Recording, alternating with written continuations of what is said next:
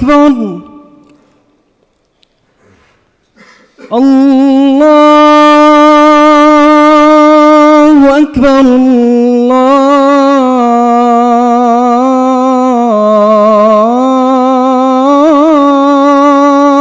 الله أكبر أشهد أن لا إله إلا الله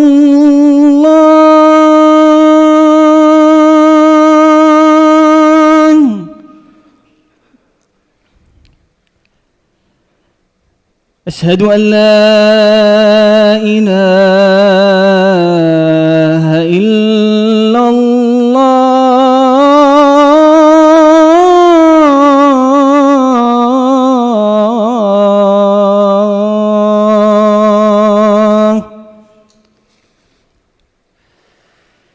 أشهد أن محمدًا رسول الله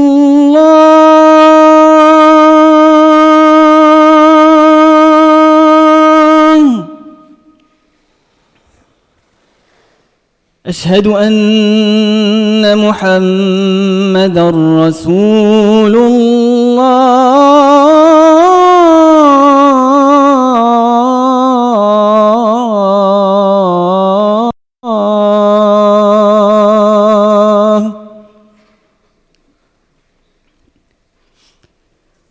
حي على الصلاة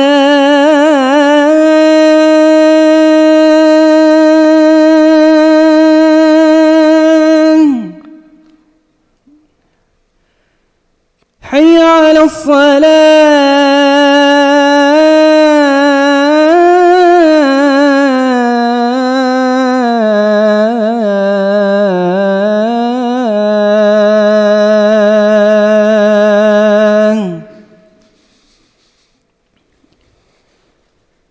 حي على الفلاح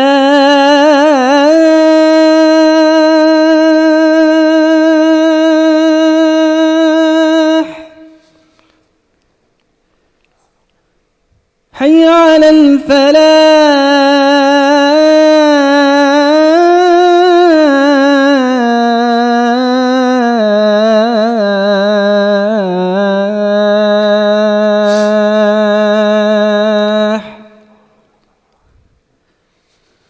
الله أكبر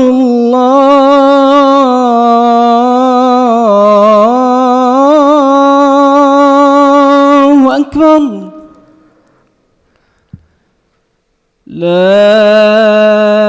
إله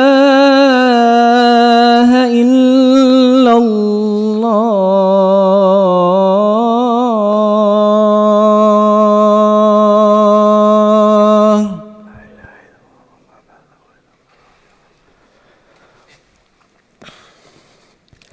إن الحمد لله نحمده ونستعينه ونستغفره ونعوذ بالله من شرور أنفسنا ومن سيئات أعمالنا من يهد الله فلا مضل له ومن يضلل فلا هادي له ونشهد أن لا إله إلا الله وحده لا شريك له وأشهد أن محمدا عبده ورسوله.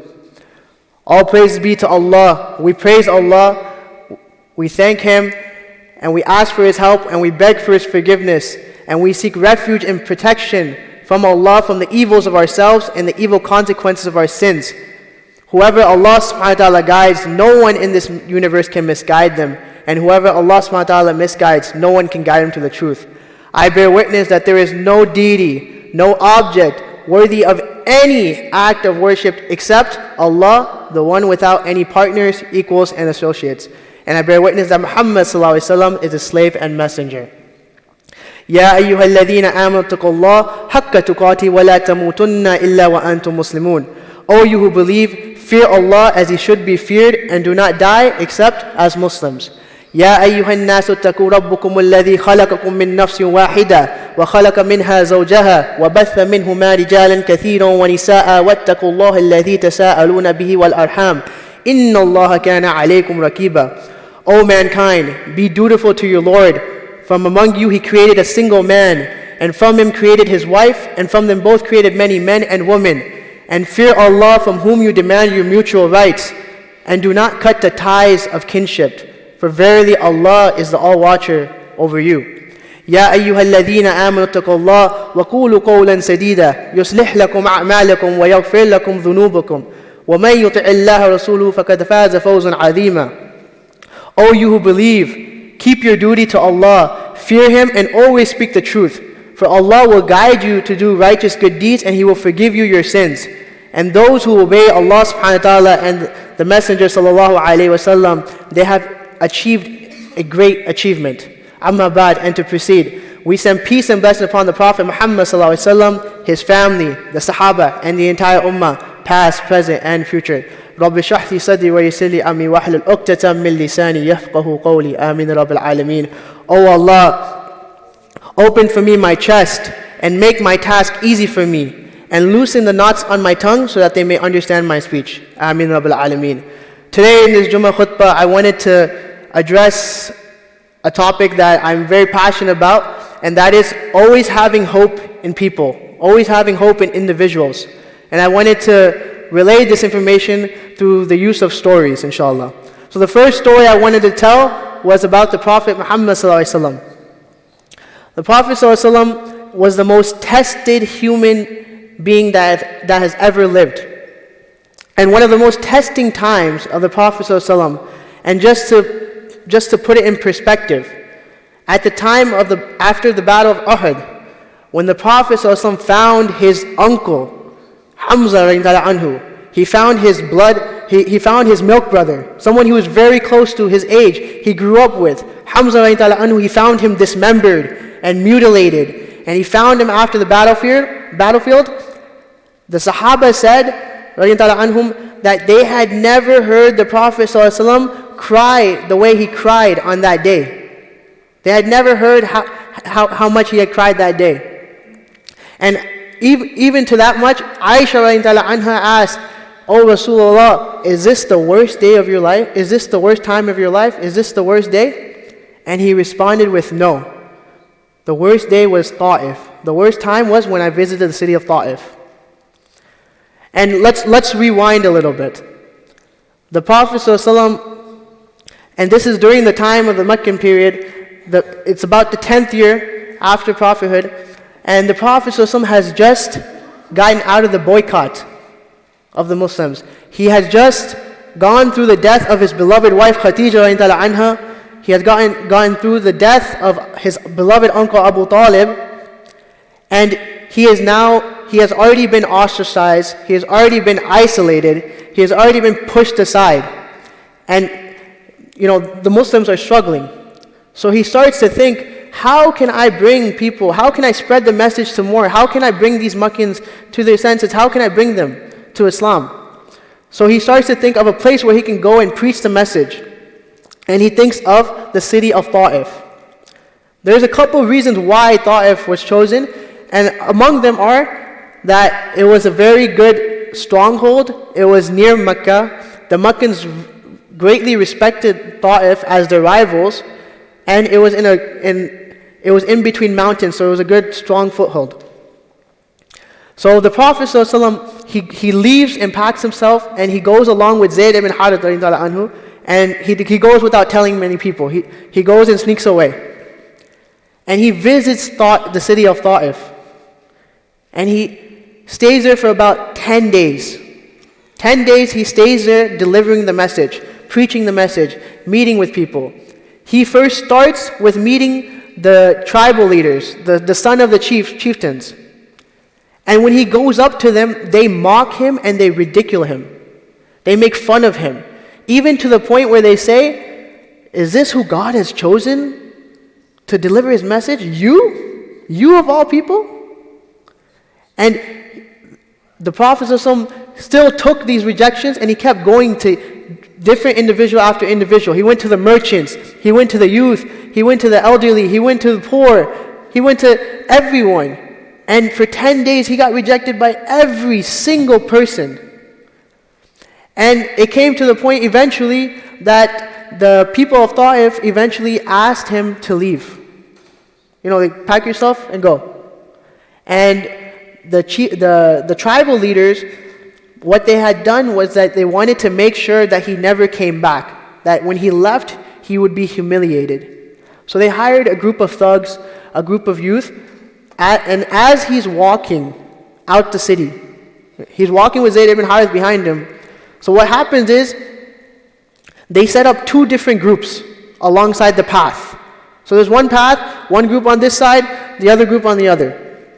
And what they do is they collect rocks. They collect stones in bags. And as the Prophet ﷺ is walking on that path, they are pelting him with rocks. They're pelting his feet with rocks. Every single step, imagine, one step, bunch of rocks. Another step. And as he's moving along, they're reloading the rocks. And they're moving along forward. And he endures this for 3 miles. For 1 hour, he endures this. And he goes, and Zayd ibn Harith is trying to protect him, and he's trying to protect him and shield him, but he can't. And the Prophet says, leave it. Just keep walking. He walks with his head down, and he starts going outside the city. And eventually, they stop. Eventually, he gets to the outskirts of the city. And by the time they stopped, and by the time they had finished, the Prophet ﷺ was bloody everywhere. He was injured everywhere, especially his feet, to the point where his sandals were so bloody that when Zayd ibn Harith was trying to help him take off his sandals, skin came off at the bottom of his feet. Our Rasul Sallallahu Alaihi Wasallam. So the Prophet ﷺ and Zayd ibn Harith, they find a place to rest. And Zayd ibn Harith goes to look for help, goes to look for water, for food, whatever it is. And the Prophet ﷺ is there. And at this time, the Prophet ﷺ makes a dua. He makes a dua pleading, talking to Allah, complaining about what just happened. It's a lengthy dua, so I'll leave it out because for the sake of time. But basically, he complains of his weakness. He complains about being humiliated. He complains that, how weak he feels.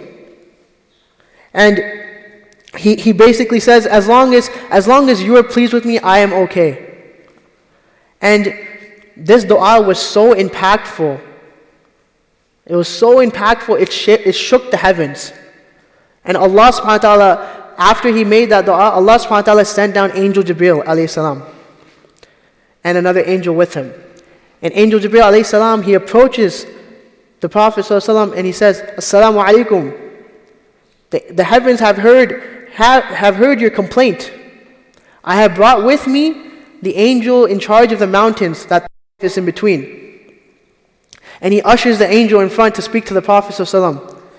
And the angel says, "Oh Rasulullah, we know what has transpired between you and these people.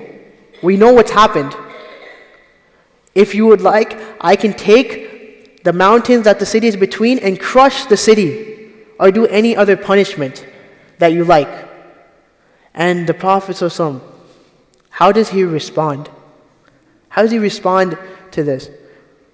Right? He just got humiliated. He just got kicked out of the city, ridiculed, thrown out, and injured and maimed. And the Prophet ﷺ responds with saying, "No, for I have hope. Do not destroy them, for I have hope that from among these people and their progeny, that people will accept Islam and strive towards Allah, strive for this cause. I have hope in these people." Imagine whenever we go through a bad experience with an individual, maybe our employer or a friend or a community member. Imagine how we would be. And we got that offer immediately after. Emotions are high. You're upset.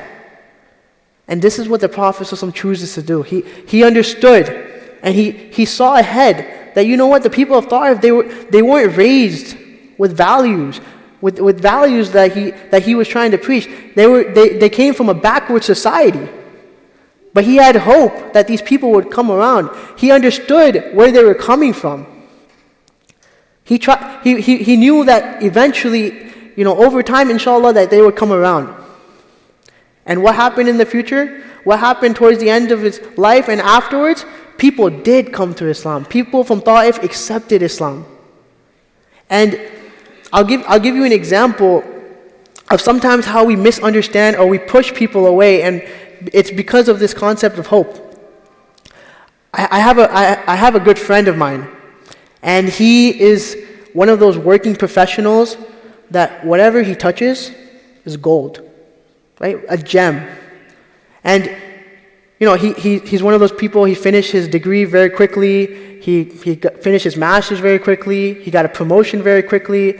And our group of friends that are active in the community, we've always wanted him to kind of give back to the community. We've always wanted to, hey, why don't you come and teach, or give some of your professional skills back? Why don't you come and approach and do some type of program?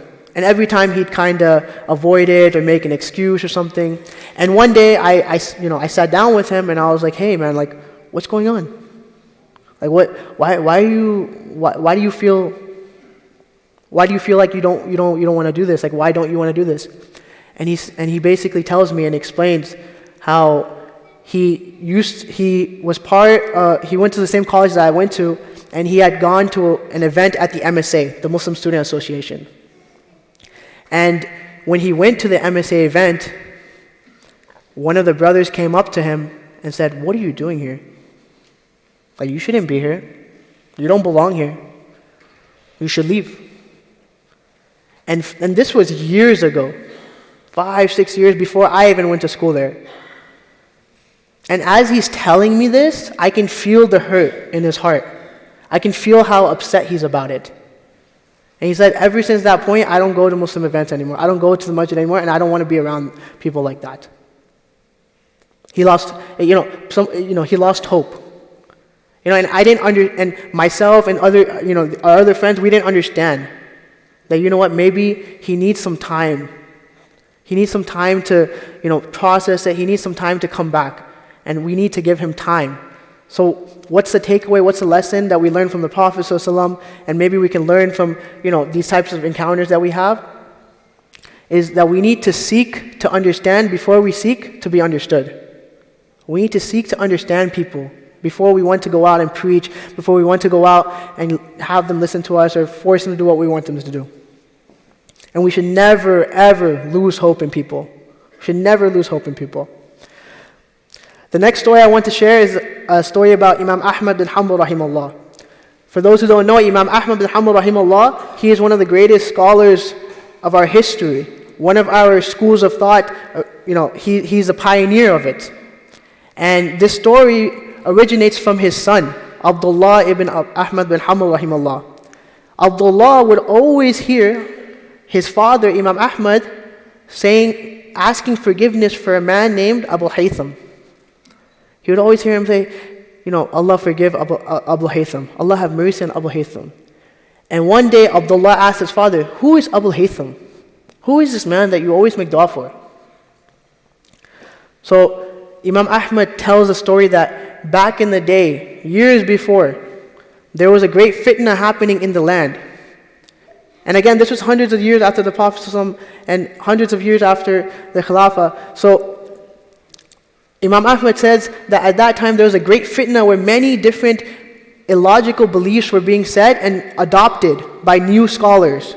These new scholars were adopting different beliefs about Allah and the different attributes.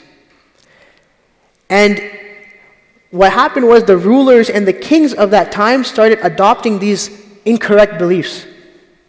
And whenever there was a scholar that opposed them, they would go and debate that scholar, and either the scholar would lose or they would imprison or kill them.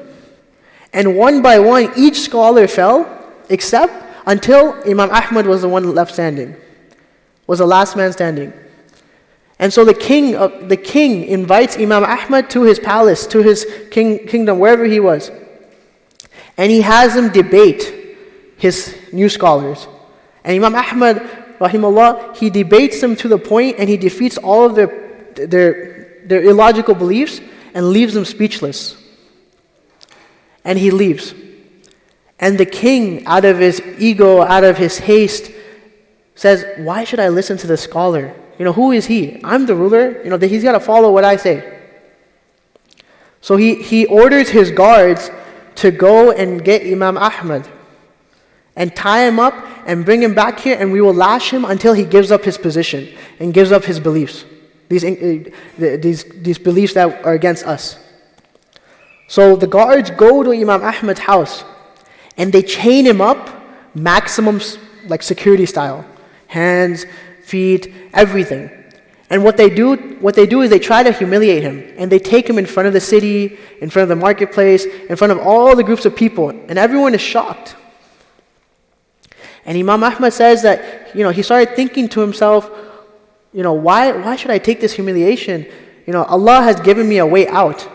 Allah and the Prophet ﷺ have given me a way out. I could say whatever they want me to say, and in my heart, I can still believe it. And then he also started to doubt himself. He said, I don't think I can take the lashing or the punishment. I can take imprisonment, but I don't think I can take these lashes. And Imam Ahmad says, as soon as he starts thinking this, he's moving towards the crowd with the guards. And someone tugs on his shirt. And he turns around and he sees a young man. And Imam Ahmad says he recognized this young man, but he couldn't put a name to the face. And then this young man spoke. He said, do you know who I am? And Imam Ahmad says, no. He says, I am Abu Haytham. And Imam Ahmad tells us and narrates this, that Abu Haytham was the worst of the worst, the biggest criminal of that time. And that he was in the record books, and he was a well-known criminal, like Ted Bundy. Think of that. And so Abu Haytham speaks. He says, I am Abu Haytham. And it is recorded in the criminal logs that I have been lashed 18,000 times in various occasions. 18,000 times. I serve shaitan for the sake of this dunya. You, Imam Ahmad, you serve Allah for the sake of this deen. Don't you give up for just a few lashes. Don't you give up your stance. Don't you give in. Be resolute. And imagine, this is just maybe a 30-second conversation as he's being taken through the crowd. And so Imam Ahmad says, as soon as Abu Haytham told him this, it lit a fire in his heart. It lit a fire in him. And he took every lashing and every beating and every punishment. And he stuck to his position, and he stuck to the beliefs, the correct beliefs. And it is known in our history that if it wasn't for Imam Ahmad, we may be believing in incorrect beliefs. But the hero of this story is not Imam Ahmad. The hero of this story is Abu Haytham. This criminal, this man, Allah placed at the perfect time, at the right time, to give conviction, to give resolution, to give confidence to the greatest scholar of that time. To the greatest scholar of that time. And he inspired him to carry on. His name is still preserved to this day, hundreds of years later. And that is why Abu Haytham, Imam Ahmad always made dua for Abu Haytham. Ya Allah, have mercy on Abu Haytham. Ya Allah, forgive Abu Haytham. We don't even know if Abu Haytham died as a Muslim. We don't know if he became a Muslim. We don't know what happened to him. But we know what he did for this religion. We know what he did for Imam Ahmad, and Imam Ahmad never forgot that till the day he died. And I bring this up because we have, in our community, we have many times, we have people like black sheeps, we call them. Maybe you have a family member, a sibling, a child, a friend, and they're known as a black sheep in the community. And people like, he's misguided, he's gone. He's hopeless. There's no hope for him. Forget about them. Forget about that person. And I would argue that how do we know his end? Who are we to say that about someone before their end? How do you know that they're not going to change? How do you know that they're not going to flip? Umar bin Khattab anhu was on the way to kill the Prophet ﷺ. He was an enemy of Islam, and now he is known as one of the 10 promised Jannah. You have individuals that are recorded in the hadith, the prostitute, she just gave water to a thirsty dog, and Allah granted her Jannah. Who are we to judge individuals based upon the living and not before they died? Not based upon their end. How do we know that they're not going to flip? How do we know that they're not going to change their ways? How do we know they're not going to become inspirations for the community? And I'll share another personal story, is that 5-6 years ago, and again I want to clarify, being up on the minbar, being up on the pulpit doesn't make you any better or worse than the other person. Allah knows who's better and who's worse. But I want to share this personal story because 5-6 years ago, I was one of those individuals who would be making noise during the khutbah, and the khatib would have to stop and tell us to stop talking and stop laughing. I never imagined I'd be giving khutbah. I never imagined I'd be here. But it was because of the individuals that had hope in me, that saw my potential. And there's all these individuals that invested into me. And they let me know that, you know what? There's a place for you here. You have a lot of potential. And this story about Abu Haytham, it goes to show you that you should never underestimate people. You should never lose hope in people. You should never give up. The last story I wanted to share, and I'll cut it short because time is ending, but the last story I wanted to share was a hadith that is one of my favorite hadith, and it's a very well-known hadith. And it is about the man who killed 99 people.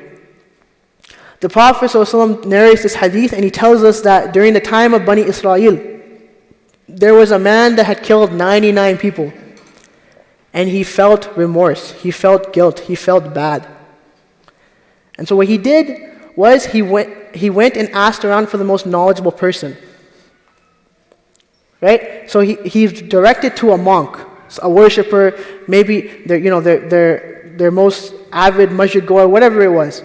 And he goes up to that person and he asks him, "Will Allah forgive me for killing these 99 people? Can I still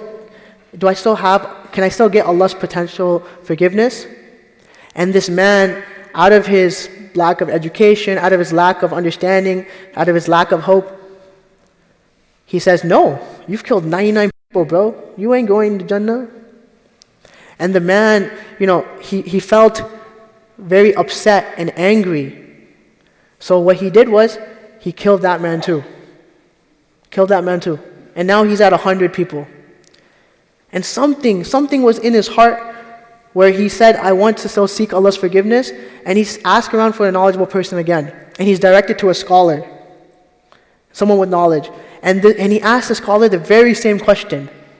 And the scholar, out of his wisdom, out of him knowing about the mercy of Allah, about knowing how much hope that he has in him, he says, "Allah will forgive you, but you need to leave this bad city and you need to go to a good city. You need to leave this bad area, this bad environment, and you need to go to a good city." So he says, okay. He packs up his stuff and he's on his way. He's about halfway through and he dies. Now what happens when we die, generally, either angels of mercy come down or angels of punishment come down. When he died, both came down. And both argued. Both got in an argument. The angel of mercy is saying, "Hey, he was on his way to the good city. I'm going to take him to Jannah. He's coming with me." Angel of punishment said, "No, he killed 100 people. Are you crazy? He's going to Jahannam with me." So Allah ordained another angel to come and mediate and come to a resolution. And that angel said, "Measure the distance between where he lies. If he's closer to the good city, he'll go to Jannah. If he's closer to the bad city, he'll go to Jahannam." And so they measured the distance, and he was closer to the good city, and he was rewarded with Jannah. But let me tell you something else. Ibn Kathir, he's a famous mufassirun, he says a deeper thing. He says, in reality, he was actually closer to the city that he was leaving. But Allah, out of His mercy, lifted up both cities and moved the good city closer to him and the bad city away from him. And what does this go to show you? That we shouldn't lose hope in people. We shouldn't also take hope away from people. What happened to the man that took hope away from this individual? His destruction. Right? And when this man was given hope, what did he do? He made the effort to fix himself. He made the effort to go to the good city. And he was granted Jannah.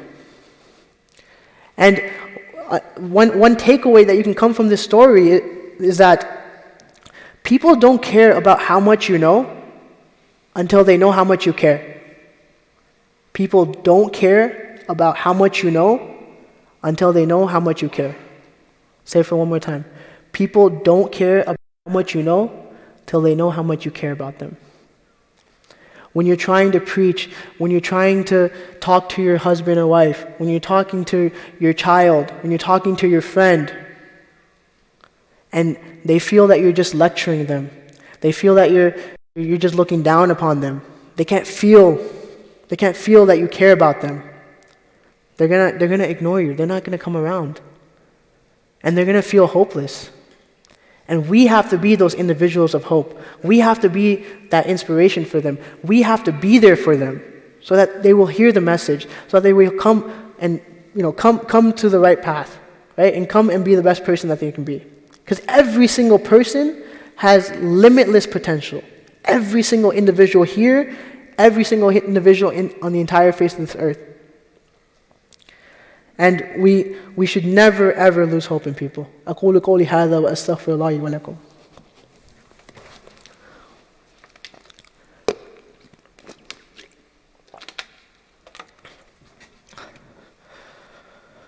بسم الله والحمد لله والصلاة والسلام على رسول الله وعلى آله وصحبه ومن والاه. اللهم صل على محمد وعلى آل محمد كما صليت على إبراهيم وعلى آل إبراهيم إنك حميد مجيد. اللهم بارك على محمد كما باركت على إبراهيم وعلى آل إبراهيم إنك حميد مجيد. ربنا آتنا في الدنيا حسنة وفي الآخرة حسنة وقنا عذاب النار وقنا عذاب القبر وقنا عذاب الحشر. اللهم إنك عفو تحب العفو فاعف عني. اللهم إنك عفو تحب العفو فاعف عني. رب زدني علما رب زدني علما رب ارحمهما كما ربياني صغيرا. May Allah allow us to be people of hope. May Allah allow us to be inspirations for others. May Allah guide us to the straight path. May Allah grant us knowledge that makes us the best people that we can be. May Allah grant us protection from the trials of the grave and the hellfire and the day of judgment. May Allah protect our families. May Allah protect our youth. May Allah allow us to be people who are beacons of light for others. May Allah allow us to increase ourselves in His worship and in His praise. And may Allah allow us to drink from the hands of the Prophet ﷺ on the day of judgment when everyone is thirsty, and again in Jannah from the rivers of Al-Kawthar. And may Allah allow us to hear the honor of Him saying, "O my slave, I am pleased with you, enter Jannah." Ameen Rabbil Alameen. Subhanakallahumma wa bihamdik, nashhadu la ilaha illa anta wa nastaghfiruka wa natubu ilayk. Aqimus salah.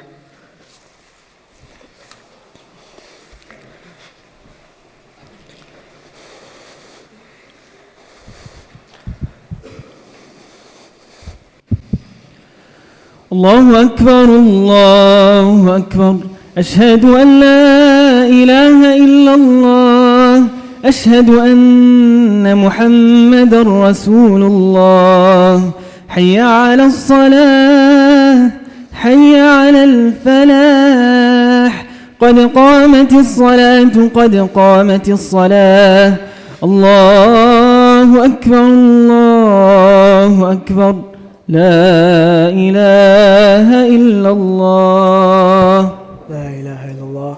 Feet to feet, shoulder to shoulder. استقيموا واعتدلوا. الله أكبر.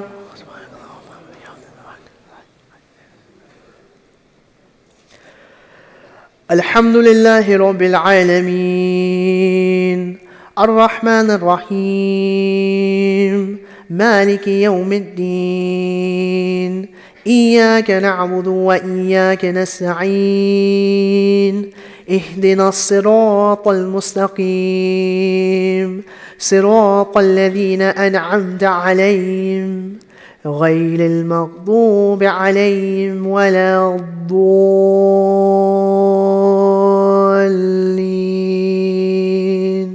آمين. سبح اسم ربك الأعلى الذي خلق فسوى والذي قدر فهدى والذي أخرج المرعى فجعله غثاء أحوى سنقرئك فلا تنسى إلا ما شاء الله إنه يعلم الجهر وما يخفى ونيسرك لليسرى فذكر إن نفعت الذكرى سيذكر من يخشى ويتجنبها الأشقى الذي يصلى النار الكبرى ثم لا يموت فيها ولا يحيا قد أفلح من تزكى وذكر اسم ربه فصلى بل تؤثرون الحياة الدنيا والآخرة خير وأبقى إن هذا لفي الصحف الأولى صحف إبراهيم وموسى. الله أكبر.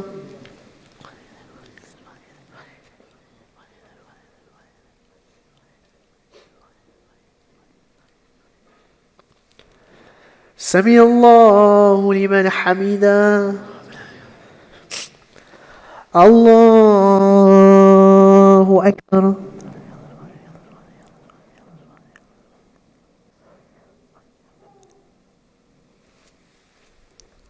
الله أكبر. الله أكبر.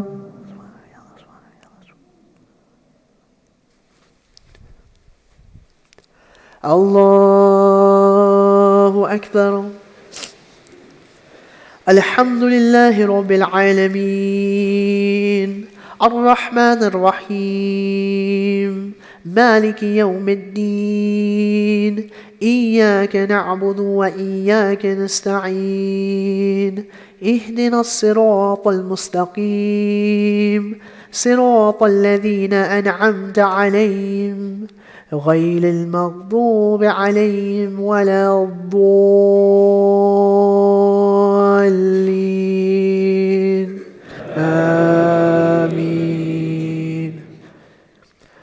والضحى والليل إذا سجى ما ودعك ربك وما قلى وللآخرة خير لك من الأولى ولسوف يعطيك ربك فترضى ألم يجدك يتيما فآوى ووجدك ضالا فهدى ووجدك عائلا فأغنى فأما اليتيم فلا تقهر وأما السائل فلا تنهر وأما بنعمة ربك فحدث. الله أكبر.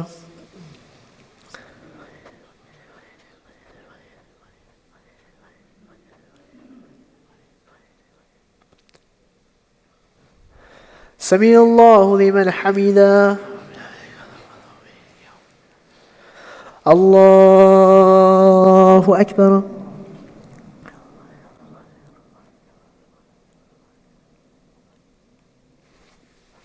الله أكبر. الله أكبر.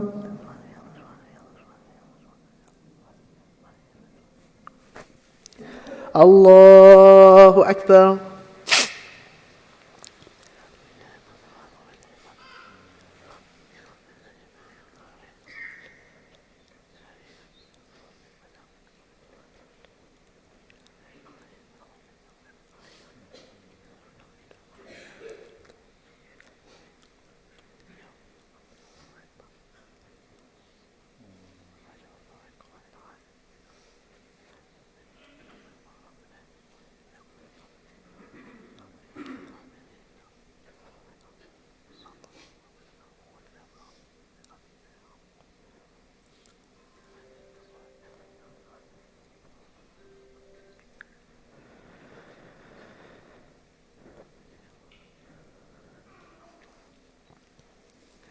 Assalamu alaikum wa rahmatullah. Assalamu alaikum wa rahmatullah.